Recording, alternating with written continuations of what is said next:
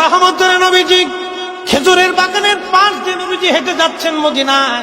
একটা উট দৌড়ায় আসছে। উট এসে আল্লাহর হাবিবের কদম মোবারকের সামনে পড়ে মাথা নিচু করে নবীজির কদমের মধ্যে মুখ লাগায় কাঁদতেছে।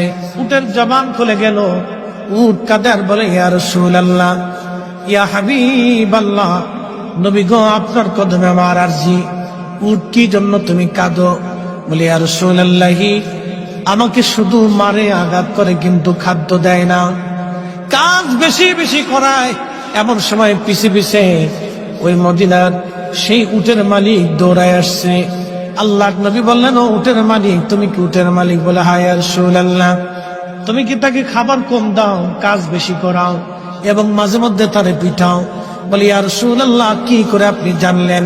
বলে, উট এসে তোমার বিরুদ্ধে আমার কাছে অভিযোগ পেশ করেছে। একবার জোরে বলা যাবে কি আল্লাহু আকবার? বিশ্ববিখ্যাত আল্লাহর একজন ওলি ছিলেন, তার নাম হযরত মালিক ইবনে দিনার আল ইরাকি আল বসরি রাহমাতুল্লাহ আলাইহি। হযরত মালিক ইবনে দিনার তিনি প্রত্যেক বছরে মক্কায় হজ করার জন্য ইরাকের বসরা থেকে আসতেন। এক বছর তিনি হজে আসলেন, হজ শেষ করলেন। হজ শেষ করার পরে আল্লাহর দরবারে দোয়া করলেন, আল্লাহ, আপনি দয়া করে আমাকে জানান কার হজ হলো, কার হজ হলো না। আপনি দয়া করে আমাকে একটু জানান আল্লাহ।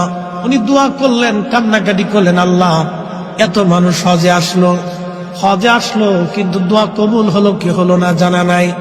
আল্লাহ রাব্বুল আলামিন রাত্রিবেলা হযরত মালিক ইবনে দিনারকে স্বপ্ন দেখাইলেন, মালিক রে, সবার হজ আমি আল্লাহ কবুল করেছি, সবার জীবনের গুনাহ আমি আল্লাহ মাফ করে দিয়েছি, কিন্তু একজন মানুষের দোয়া এবং একজন মানুষের হজ আমি আল্লাহ কবুল করি নাই, এবং একজন মানুষকে আমি আল্লাহ ক্ষমা করি নাই। লক্ষ লক্ষ মানুষ আমি মাফ করছি, কিন্তু একজনকে মাফ করি। তো মালিক ইবনে দিনার ইরাকি বসরি খুব চিন্তায় পড়ে গেলেন যে ওই একটা লোক যদি আমি হই, তাহলে আমার জীবন বরবাদ হয়ে গেছে। ওলিরা তো সবসময় আল্লাহকে খুশি করার জন্য নিয়োজিত থাকে। একসাথে বলবেন আল্লাহু আকবার।